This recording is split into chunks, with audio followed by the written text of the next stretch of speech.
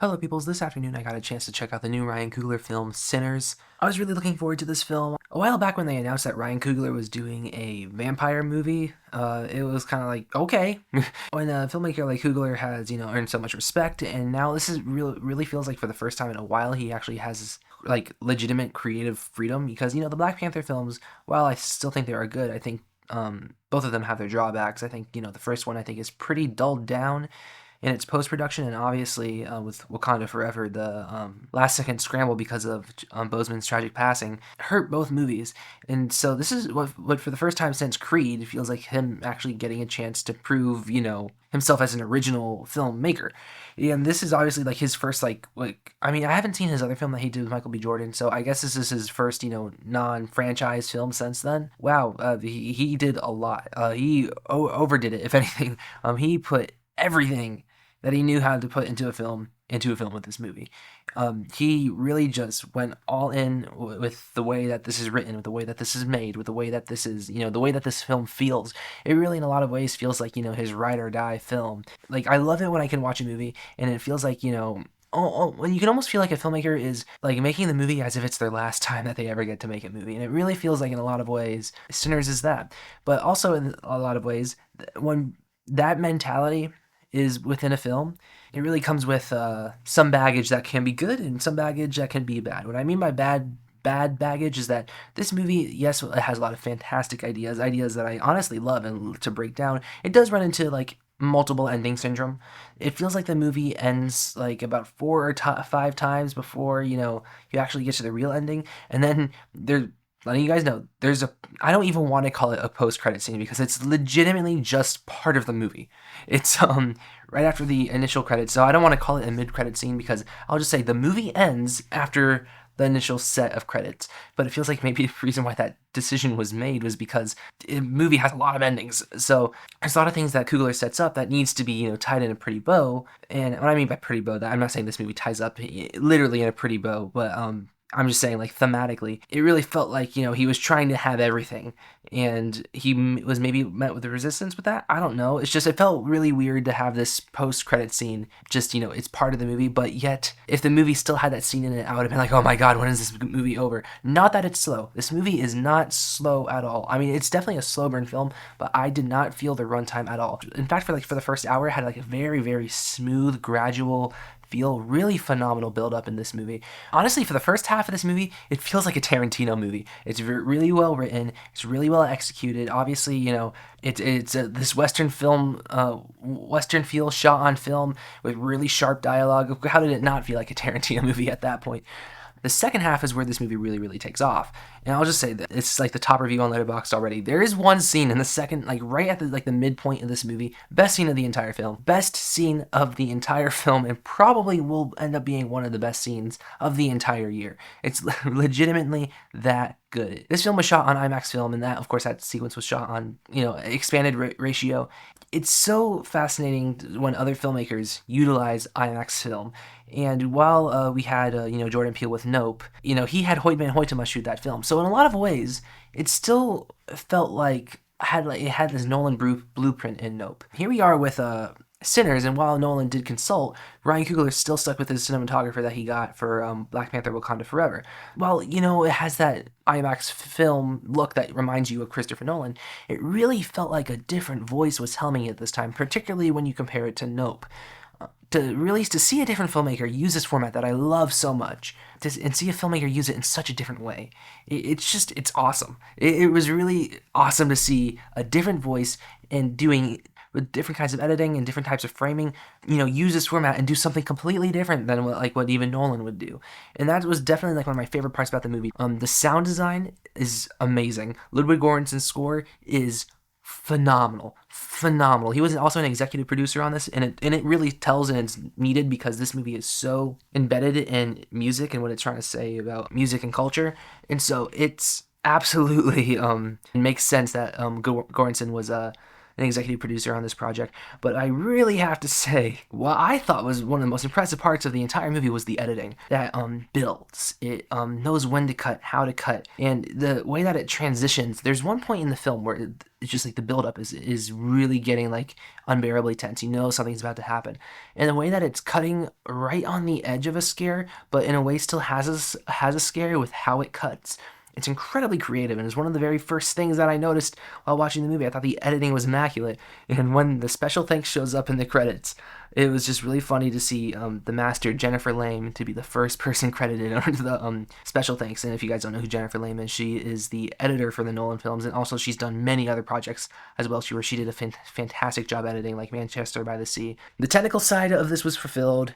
The acting side of this was absolutely fulfilled. Michael B. Jordan in this movie is so good. He plays two characters, and he just kills it. Yeah, this is a very common year of actors playing multiples, because we got Robert Pattinson, and now we have Michael B. Jordan playing twins.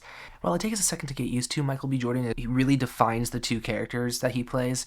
He definitely gives them their own personality, but it's such a weird fine line because you can't make them too different because they're also brothers that, are pretty similar. So he really finds different little nuanced ways to kind of like differentiate these characters. Delroy Lindo is fantastic in the film. Haley Steinfeld is fantastic. I mean, everyone's great here. There's really not a bad performance, and everyone's really on their A game.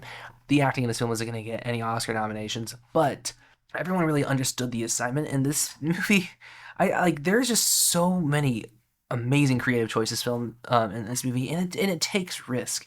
And that type of mentality of throwing everything at the screen, taking bold swings, and staying absolutely true to your voice is what led to what is probably like the best scene of this entire film. Like I said, it's at the halfway point. But I will say that scene is so good to the point where I will say once that moment happened, my expectation raised from like here to here for the rest of the movie as to how that third act was going to pay off. I had sky high expectations for this third act, and for this final like showdown that they set up. And while still it was excellent, it didn't quite meet the expectations that the film had set up for me. And I don't know if this is going to be everybody, but I'll just say there's this moment at the third act that everything is built to this. See in the trailer, like the doors open and they don't know what's about to jump out at them. It's gorgeously shot on IMAX film. It is where it felt like a lot of stuff is happening at once, and maybe it felt a little lazy on how it was executed and shot. I struggle to say that entirely because it's really well done still, but compared to the expectations that the rest of the film kind of set up for me, it was a little bit of a letdown. Besides that one issue I have with the movie, this is really great. I don't want to even say that the third act was that much of a letdown because it had other sequences after that were just as good that I wanted that sequence to be. But that was the big moment that pushed you into this grand finale, and it didn't really feel like it pushed me as hard as I thought it was going to. But the moments that followed that sequence had some really incredible moments. And I'm not even saying the ending is a letdown because there's a great ending. Even though it ends multiple times, it ended in a good spot. It's just the push towards that grand finale felt a little underwhelming. And that's pretty good when that's my only complaint with the movie. It's perfectly edited. The acting is phenomenal. It's really well made. So many thoughts are going off in Ryan Coogler's head. It's hard to decipher because I have my own interpretation of it.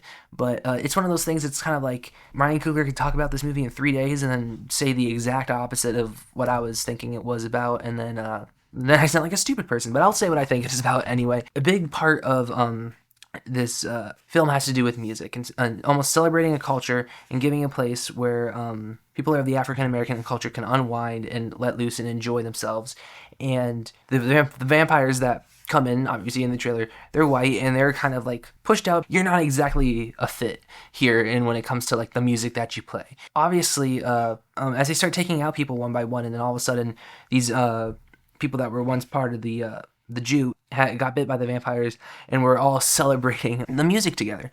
I think the entire thing of what the film is trying to say is a celebration of culture.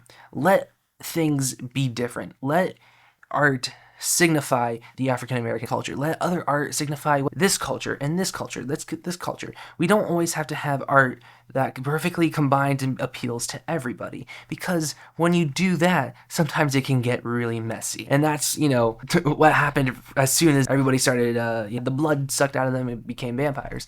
I mean, that's my surface level interpretation of that. I think this film is really just a celebration of African American art, the blues, and how that passes on for multiple generations, and how art evolves, and how we need to keep those voices alive.